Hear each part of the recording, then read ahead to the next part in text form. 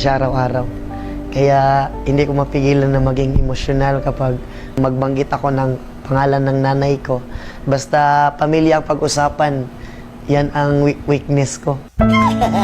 Dahil nasa abroad ang kanyang ina at madalas naman nasa bukid ang kanyang ama, ang kasakasama raw ni Elias noon, ang kanyang Lola Miriam at Lolo Marciano. Dili man bugoy na butaan man. Sa dagan among ako, hinigugmagid na mo si Dibdib, magid nang gimhan na mo. Sa kanila ako natutulog araw-araw. Sila din ang nagbabantay sa akin, sila ang nagbigay ng allowance. Inspirasyon ka. Dahil sa kanilang pagsisikap, nitong 2023 lang, nakapagtapos si Elias ng criminology. Malaking tulong sa akin. Nasasanay na yung katawan ko sa natrabaho na ganun. Andito na naman ako, namumunat sa kabukiran. Pero sa halip na maging pulis, sinunod daw niya ang sigaw ng kanyang puso, ang mag-perform. Inumpisahan niya sa pagva-vlog. Ipinakita ang kanyang buhay sa bukid. Dili po na mawala tong kagandahan di. Ay! Hanggang nagpasample ng kanyang boses at dance moves. And the rest is history, ika nga.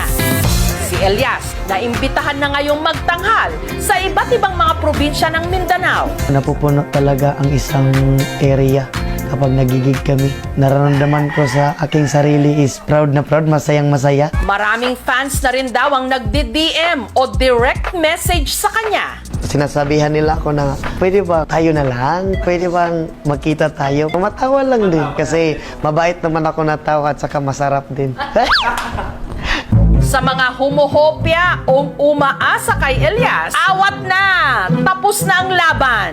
Meron nang nanalo at nagpatibok ng kanyang puso. Si Abigail na aminadong selosa. May fans kasi dati, humalik talaga dito. Kasi very territorial ako eh.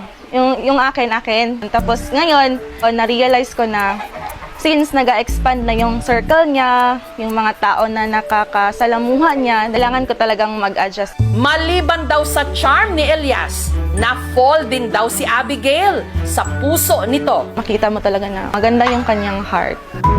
At meron na rin pala silang anghel, si Apollo. Si Elias talaga is super hands-on sa aming anak. Paano ngayon? Kasi malayo ka sa kanila. Kung ka siyempre, nasanay ka nga perminti mo sabay. Hangtod niya nabot sa point aying ani, pero okay lang man kay makasabot man pod. Hindi biro yung napagdaanan namin. Ngayon, unti-unti na